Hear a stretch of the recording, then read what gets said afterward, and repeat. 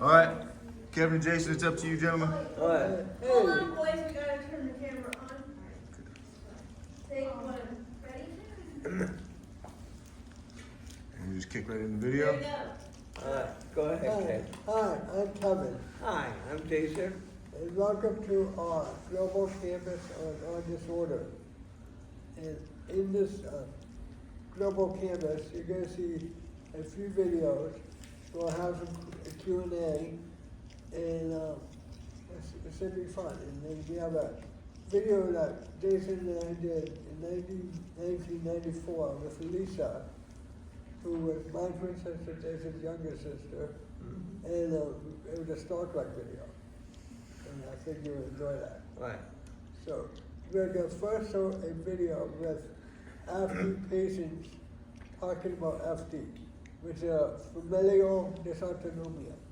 And they describe the different symptoms they have, and it should be interesting. And enjoy the show. Enjoy the videos.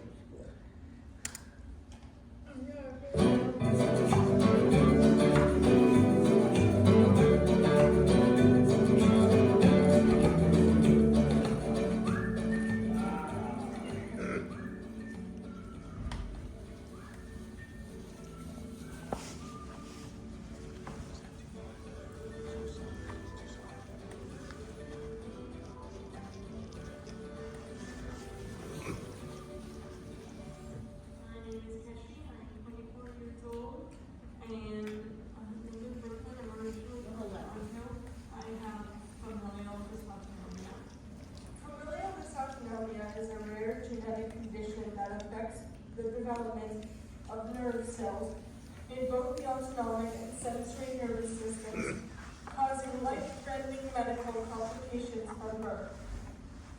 It is also known as hereditary sensory and autonomic neuropathy type 3. Hi, I'm Evan, I'm 19 years old, and I'm living with familial dysautonomia. Hi, I'm Sam, and I'm 20 years old, and I live with familial dysautonomia. Hi, I'm Michael, I'm 18, and I'm living with FD.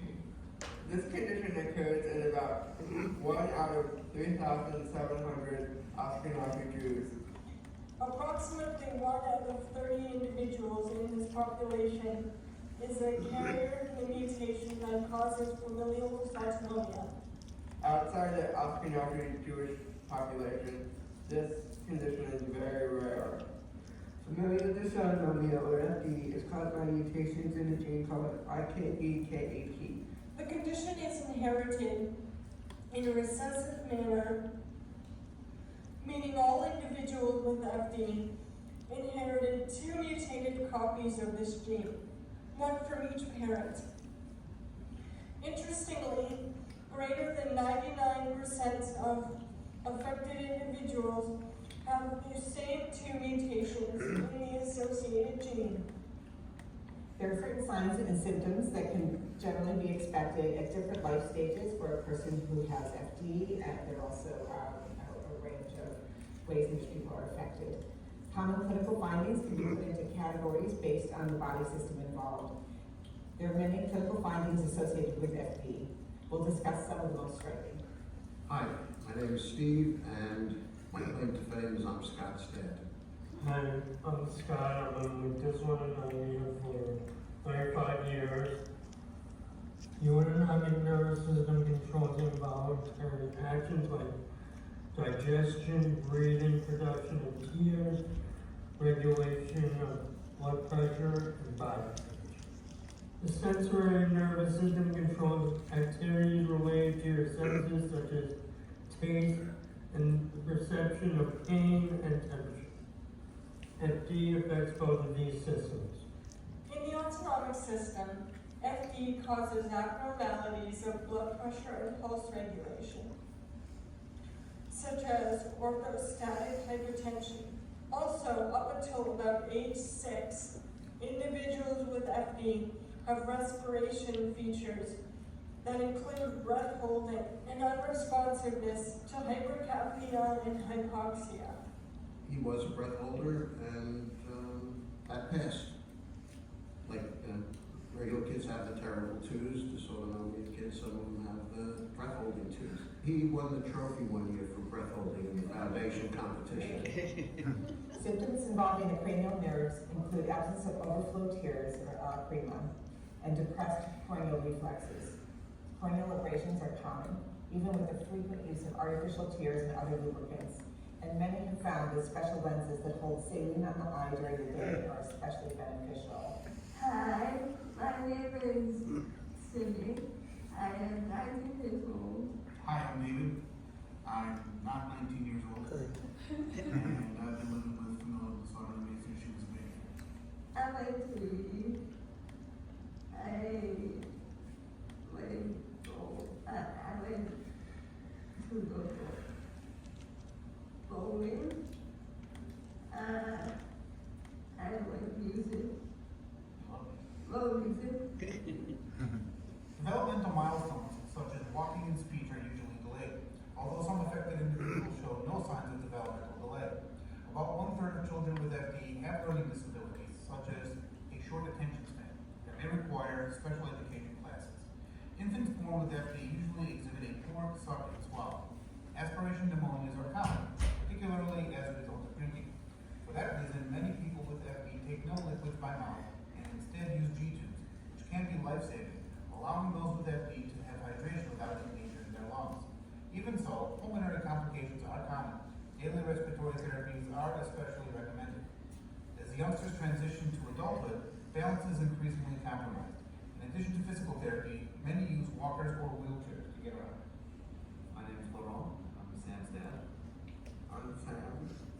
And I'm Robin, Sam's mom.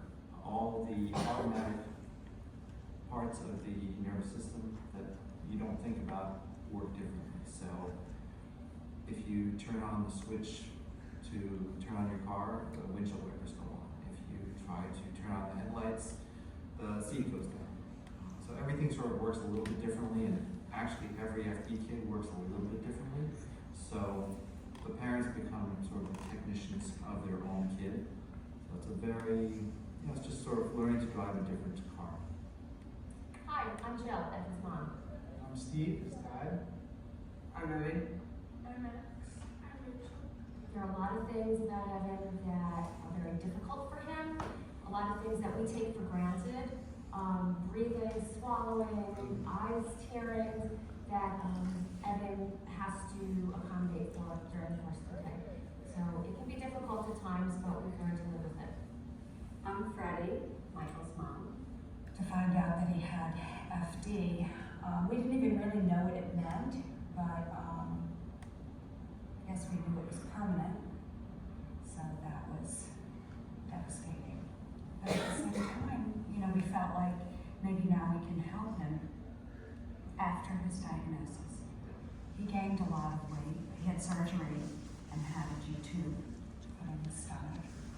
And he stopped having this chronic cough. So he really improved. My name is Samantha. I'm 26 and I was diagnosed with FD when I was 5 months old. Well, I work at a place called the Lower East Side Girls Club. For fun, I hang out with my friends, watch TV shows and movies, and I go to a place called Daniel's Music Foundation for singing. My name is Faye. I entered the world of familial dysautonomia, or FD, when my daughter Samantha was born 26 years ago. I'm president of the Dysautonomia Foundation. The Dysautonomia Foundation was founded about 50 years ago by parents of people with FD, which used to be called Riley. Since FD was discovered in the 1950s, we've made enormous progress in terms of treatment, in terms of understanding this very complicated disorder, in terms of different kinds of medical protocols. Most of the things that have expanded people's lifespans and quality of life have to do with fairly simple kinds of technologies like feeding tubes, so that people who are taken off liquids to save their lungs are able to get proper nutrition, or respiratory therapy that helps clear the lungs through more mechanical means. Someone had made the suggestion, while she was an infant, to go down to FD Day, and that was an eye-opener. because we saw for the first time really the spectrum of what folks are dealing with. It's helpful to have a support group. It's helpful to be able to commiserate with folks that are kind of going through, if not identical challenges, similar challenges. And you know, there's always what to talk about.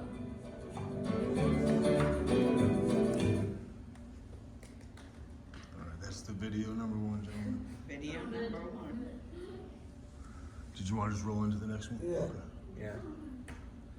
I believe the next video we do. There you are. Yep, there. So, Yeah, we're gonna be part of the second video. All right, press and play. Coming in myself. Oh, 1 second. I got a volume issue. I had no FD until I was 5. Oh, wow. Oh, wow, And that's when no one knew what I had. They first thought I had cerebral palsy and then cystic fibrosis or something like that. And then the doctor saw me at the hospital, recognized the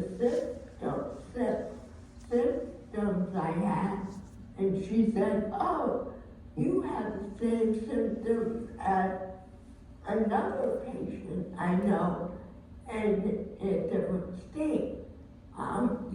But this is where you go to New York to get tested and diagnosed it. And that's at NYU, Dr. Axelrod. Yeah, and apparently I kept on getting pneumonia for like a year before I was diagnosed. Yeah, I don't remember everything when I was. I really don't remember when I got diagnosed. I know I was a very little kid. I know I had seizures, but I don't remember from before or after I got diagnosed. I don't have seizures now. I know before I had no seizures, I have seizures now.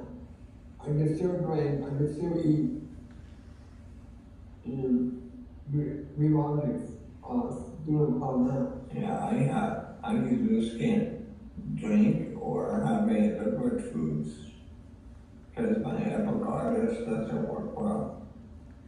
Epiglottis, what's that? Epiglottis, the tube that covers which way to go Oh, when we eat or drink. interesting. Yeah, and I'm from Brazil, so it was harder to diagnose. But we were lucky. My sister was diagnosed first because she was older. She was a few years old, and when I was born, my parents realized that I also had. And my first time to New York was in 1980. 84.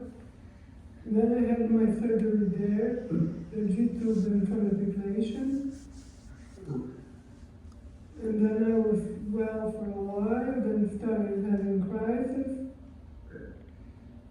during my adolescence, and now that I'm 48, I'm doing better. Just a little worried about kidneys, but taking it easy and having helpers now, it's easier with me, but now I'm doing fine. Yeah, Jason and I both have amazing helpers here, and it really makes us feel really good, more ways than one. I agree. Yeah, with our helpers here, we have more freedom to go out and spend time with friends and have a good time. And I sort of feel like a month or a month or two ago, I had nothing scheduled on the Saturday, and I woke up in the morning and it turned out the sofa broke.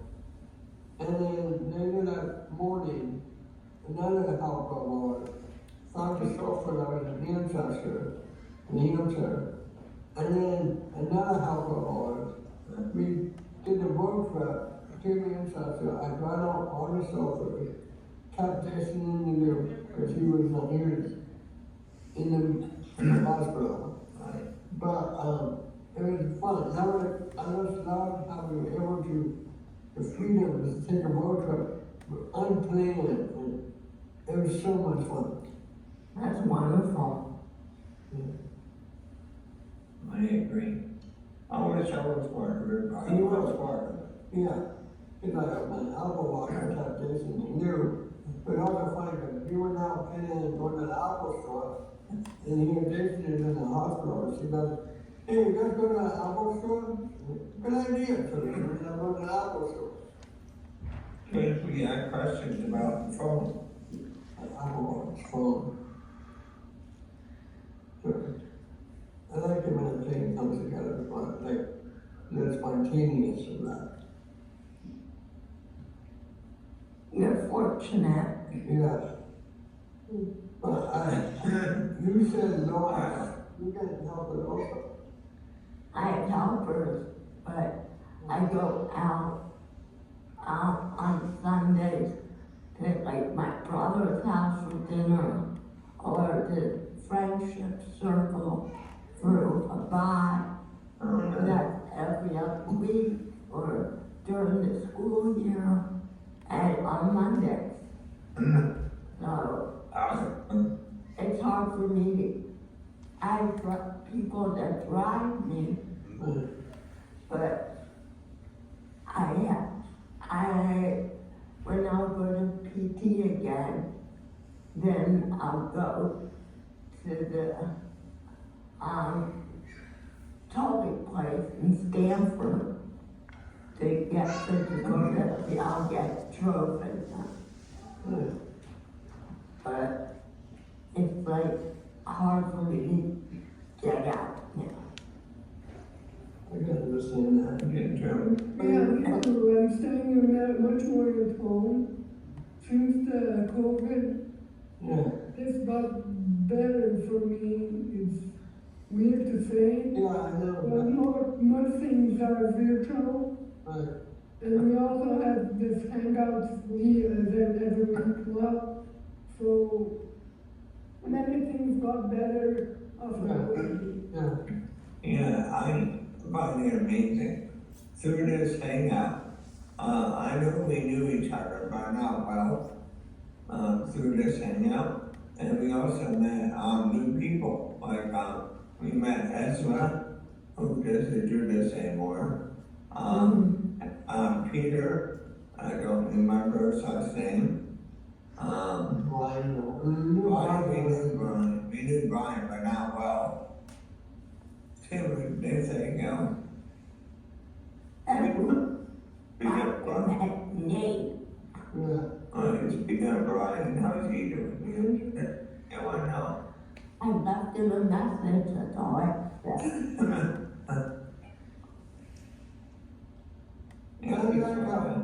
I like how all of us look at what's up with reality. Yeah, me too. I love our sense of humor, and it's really easy to talk to you. And I think this global campus that Jason and I are doing on Monday is going to be really fun. And thank you so much for doing this. Yeah, thank Thank you, Foundation. Yeah.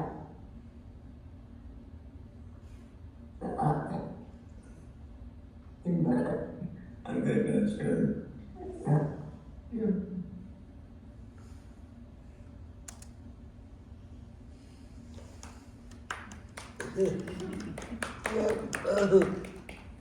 Before we continue, do you have any questions? Laura has some very speaking to her. I have a comment. Yeah. When one of you, both of you were talking about the spontaneity of being able to go to the Apple store, and Laura and Verl were talking about how, like, Laura was saying she could go out on Monday and every other Friday or whatever it was. Yeah. It was A so schedule. planned. Yeah. And it made my heart so happy for you guys that you Yeah. have a team that it's like you want to go to the Apple store, you Right. can go. And I'm just so grateful for that. And Yeah. I really wish that for Laura and I Veronica. totally agree. Unfortunately, their laws in Connecticut are so stiff or strict about healthcare, apparently. I don't know all the details. I hear. Laura's a year older than Jason, and Laura's parents are in their 80s, and they said that Laura didn't qualify for DD services. So Wow. so they're in a tough spot. Yeah, tell And them to move to New Hampshire. Veronica lives in Brazil. Yeah, I heard So, that. wow. It just makes me really grateful for what we have here. Oh, Yeah, Veronica absolutely. is amazing. She Yeah. speaks amazing English. Yeah. Veronica speaks English really well. I- Portuguese is her first language. You would never guess. Yeah. Any other questions?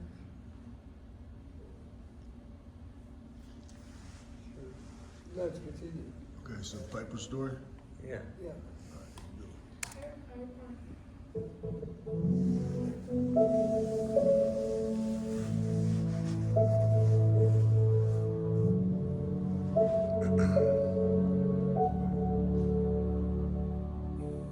FD is small, and we are rare. Hi, I'm Stephanie, And I'm Brian. and we're the parents of Zoe and Piper. It took almost 2.5 years to get Piper diagnosed. We had 4 or 5 hospital admissions, quite a few ER trips, every specialist in the world that we could see, and then we got the diagnosis when Piper was 2.5. Familial dysautonomia affects your autonomic nervous systems. Basically anything that you would do automatically, produce tears, regulate your blood pressure, your heart rate, all these kinds of things she has to think about and do consciously as opposed to her body automatically doing them. So Balance, breathing, It affects- circulation, muscular. it affects everything. She drinks through a G-tube because her coordination for swallowing is not as good as it should be. And so, she aspirates silently. It's a condition that affects every moment of every day. We give her water through her tube. We give her medicines through her tube. We do a percussion vest, which is similar to what someone with cystic fibrosis would use. Shakes up her lungs, gets everything cleared out. She has 2 inhalers that we use.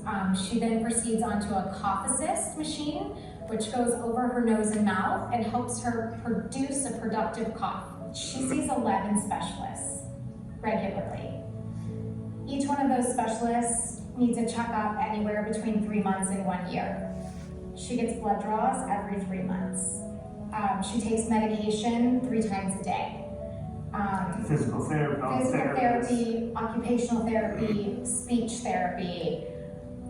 We do it all. The foundation gave me that unity and community and support. The foundation moves mountains. Like they produce results. Our hope is for a cure. A long, happy, healthy, wonderful, tenacious life.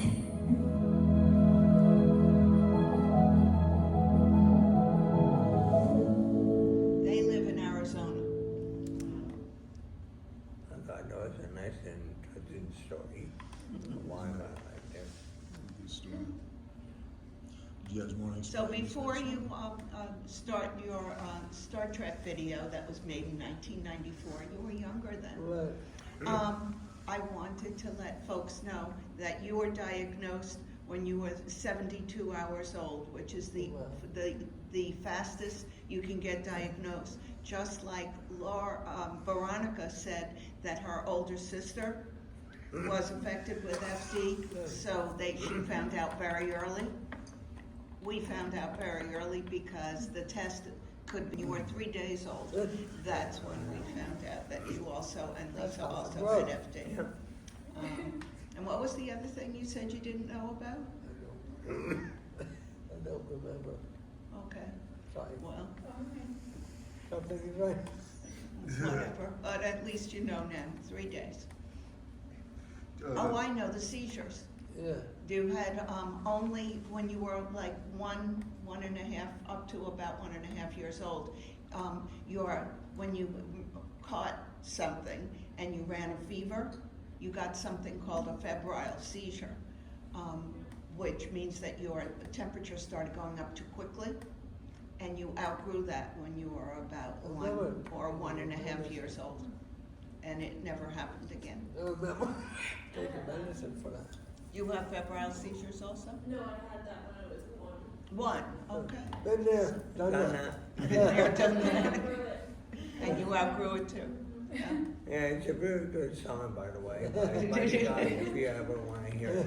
All right, I don't want to take up any more time, so we went to Florida and Universal Studios, and Jason, Kevin, and Lisa made this video. All right, gentlemen, you ready? Yeah.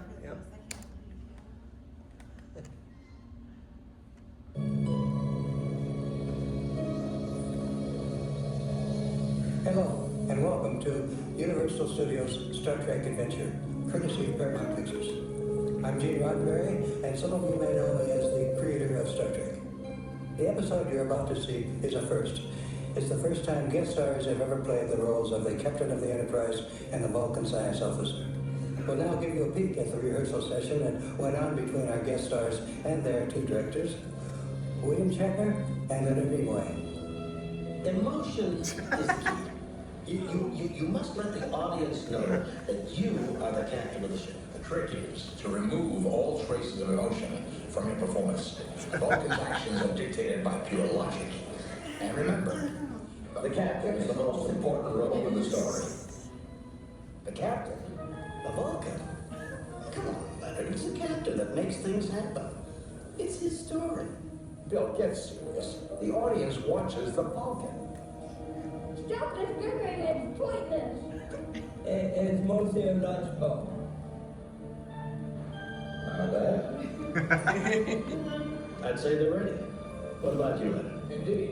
I think it's time to boldly go.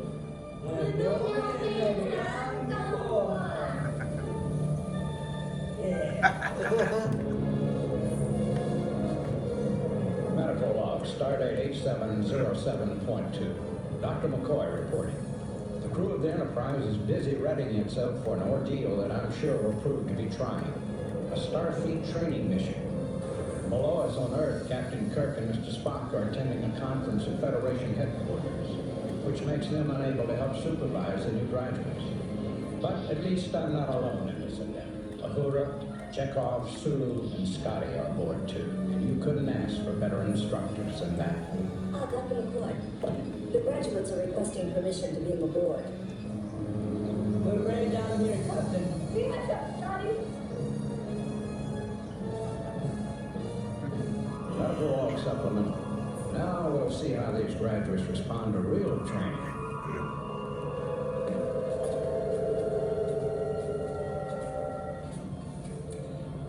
Welcome aboard the Enterprise. Graduates, you are expected on the bridge.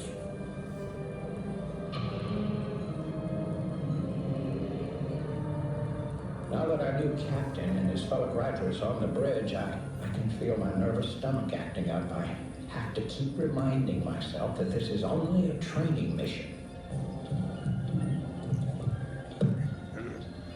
What does this button do? Please don't touch that. Let's test the ship phasers. Not now. That would be very dangerous. Yeah. I am Captain Bishop. I am CH-2 and your commander. I am Science Officer Jason, reporting for duty.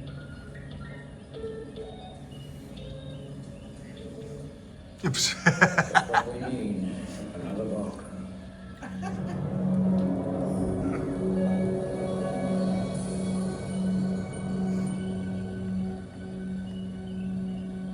Mr. Shooter, ahead, walk Factor 1. Captain.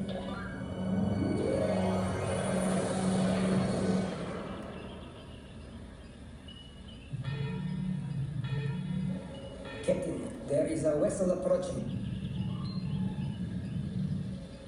It's a Federation ship. Sir, they're not responding to our communications. They either can't or won't. Very insightful.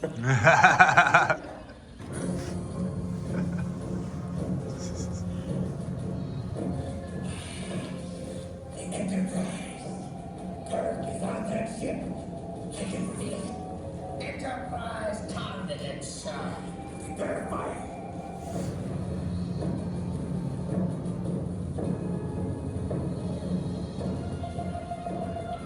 She's raising shields. Got a lucky faces, sir. Hit the button! Hit the button! Fire!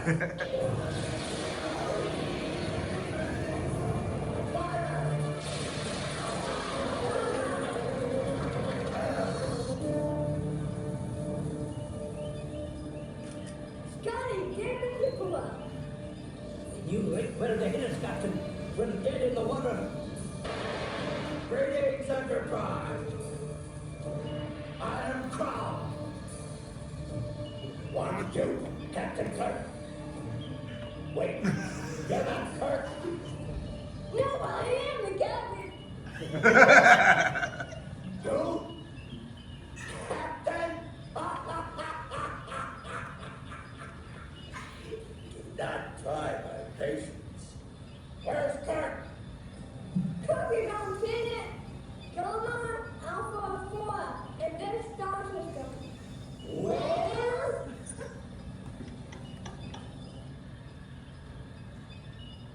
You will be yourself and one other crew member aboard my ship. Then you'll accompany my warriors down to that planet's surface, and be warned. If I don't find Kirk, I'll blow your ship across the galaxy. What in the places will you two do? Mr. Chekhov, you have been caught. We're beaming over.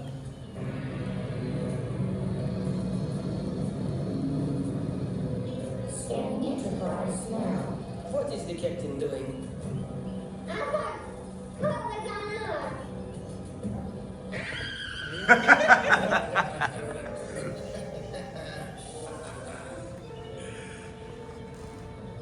Enterprise. So, Kirk is in fact at Federation headquarters.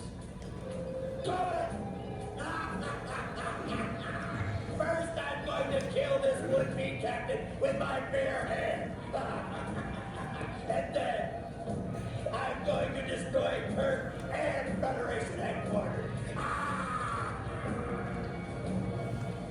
And now my aunt, Conan and Conan dead in here.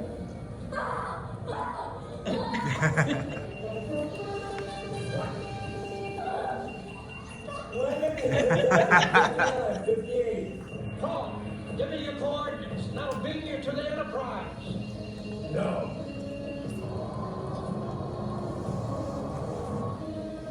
Priority message from Federation headquarters, Doctor. It's Captain Kirk. Put him through. Jim. Bones, the conference is over, and it seems we've made some progress. The Klingons have agreed to a ceasefire. Detonation in 30 seconds, sir. Your timing is as good as ever, Jim. Bones, what's going on? No time to explain. Enterprise out. Put me on screen. Call. You've got to listen to me. Your people have signed a ceasefire agreement with the Federation. What? Another ploy? You have to believe me. Now beam aboard the Enterprise before it's too late. 15 seconds. These idiots speak the truth. Trust them. No. I need those coordinates, Crow. It's now or never. Transmit the coordinates now. No. Beam us over.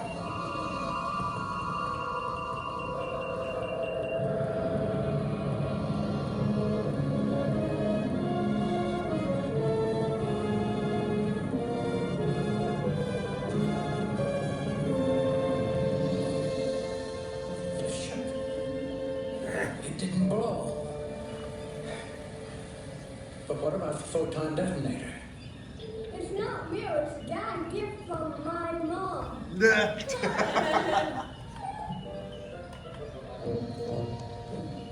Now make your mission, Captain, but effective. Well, I'll be.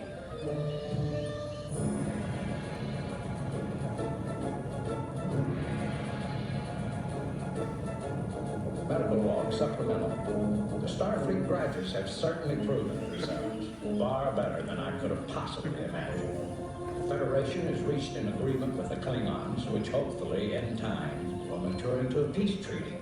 Thrall will be turned over to a Klingon military court for sentencing. So, all in all, I'd say this mission was a complete success. Well, Captain, what now? Let's do some little ahead, walk faster one. Time to launch go to me. Captain.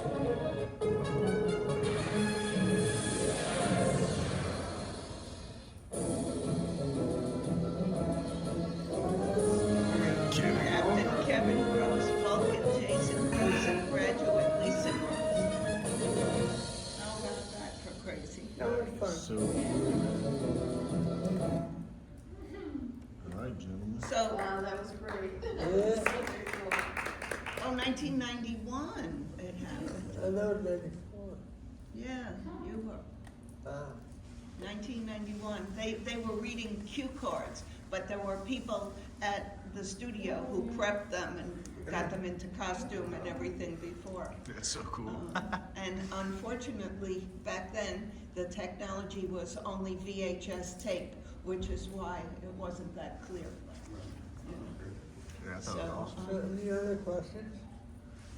Does anybody got a question for Kevin and Jason? How does it feel to be out in outer space?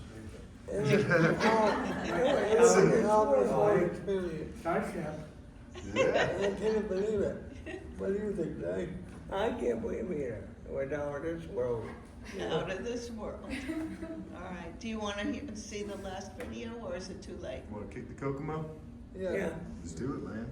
This was taken at MGM Studios at Disney World. Right, in 89, I think. This was when they were younger. Okay, you're trying to help Mickey Mouse? No.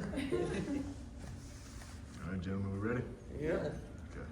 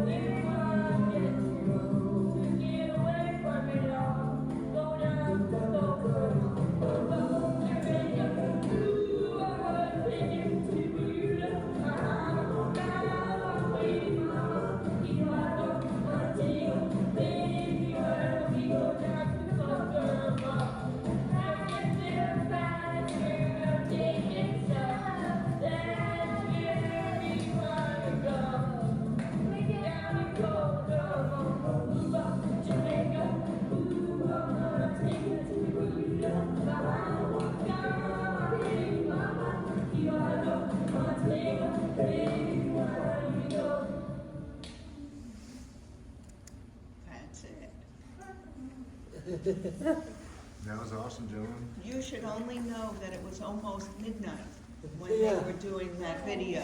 Oh, late night, huh, gentlemen? And then they saw the video when it was finished, and they looked at the room, and there was no beach behind them. It was just a blue screen.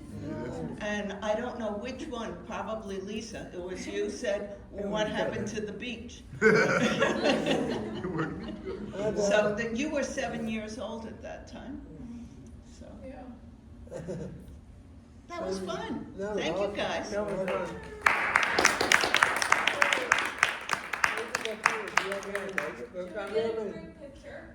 What? Should we get a group picture? A group picture for the 1 year anniversary. That would be Let's do lovely. it. All right, I'm stopping the video time now, gentlemen.